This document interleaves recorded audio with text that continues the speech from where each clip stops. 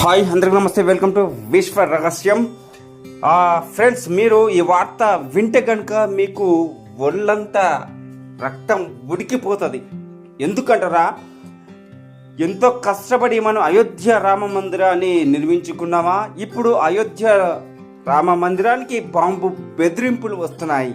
దీన్ని మీరు జీర్ణించుకోగలరా? లేదు కదా. అసలు ఏం జరిగింది, అసలు ఏంటి ఆ బెదిరింపులు తెలుసుకుందాం రండి. యూపీలోని ప్రముఖ ఆధ్యాత్మిక క్షేత్రం అయోధ్య రామ మందిరానికి బాంబు బెదిరింపులు రావడం కలకలం సృష్టించింది. రామ మందిరాన్ని పేల్చేస్తామంటూ కలెక్టరేట్లకు ఈమెయిల్స్ వచ్చాయి. దీంతో వెంటనే అప్రమత్తమైన అధికారులు ఆలయ పరిసరాల్లో భద్రతను కట్టుదిట్టం చేశారు. చుట్టుపక్కల ప్రాంతాల్లో ఉన్న సీసీటీవీలను సైతం క్షుణ్ణంగా పరిశీలిస్తున్నారు అధికారులు.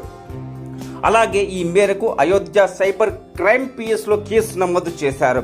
తమిళనాడు నుంచి ఇంగ్లీష్లో మెయిల్ వచ్చినట్లు అధికారులు వెల్లడించారు. ఆ మెయిల్పై పోలీసులు దర్యాప్తు ప్రారంభించారు.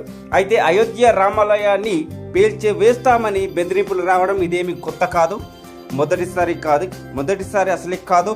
గతంలో కూడా ఇలాంటి బెదిరింపులు వచ్చాయి. రామ మందిరాన్ని బాంబులు పెట్టి పేల్చేస్తామంటూ ఖలిస్తానీ ఉగ్రవాది పన్ను బెదిరించాడు. తరచూ ఈ తరహా ఉగ్ర ముప్పుల దృష్ట్యా అయోధ్య నగరంలోనూ రామాలయ పరిసర ప్రాంతాల్లోనూ అత్యాధునిక భద్రతా ఏర్పాట్లు చేశారు.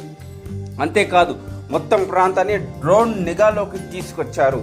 అలాగే రామ మందిర నిర్మాణ కమిటీ చైర్మన్ నృపేంద్ర మిశ్రా మాట్లాడుతూ ఆలయ భద్రత కోసం దాదాపు 4 కిలోమీటర్ల పొడవున్న భద్రత గోడ నిర్మాణం ప్రారంభించామని తెలిపారు.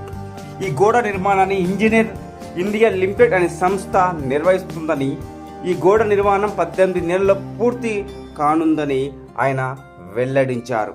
సో ఫ్రెండ్స్, ఇది రామ మందిరాన్ని పేల్చేస్తామంటూ బెదిరింపులు వచ్చాయంట.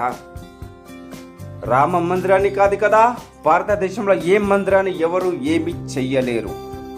ఫ్రెండ్స్, నెక్స్ట్ మరొక వీడియోతో మళ్ళీ కలుద్దాం. నమస్తే.